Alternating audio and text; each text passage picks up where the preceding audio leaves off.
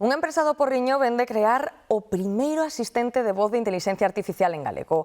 Unha ferramenta destinada sobre todo a compañías e entidades que queiran relacionarse cos seus clientes galegofalantes no seu propio idioma.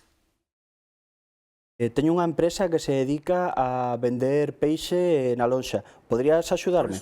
Se vendes peixe na loncha, un axente de voz pode atender chamadas de clientes, Así soa o asistente de voz creado pola empresa Vidib do grupo Visual MS. É o primeiro asistente oral de inteligencia artificial totalmente en galego.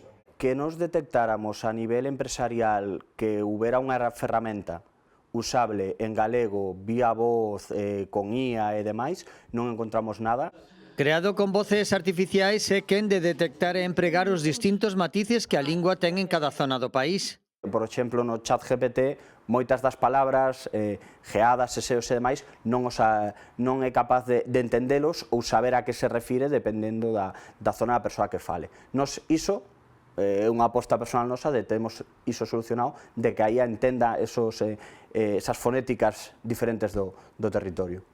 Está pensado para entidades con servizo de atención telefónica, academias de ensino en liña ou compañías que o precisan para a formación do persoal, sempre como complemento da voz dun humano real. Intentamos que sempre que sea posible non se utilice a IA para sustituir persoas, senón para acompañalas.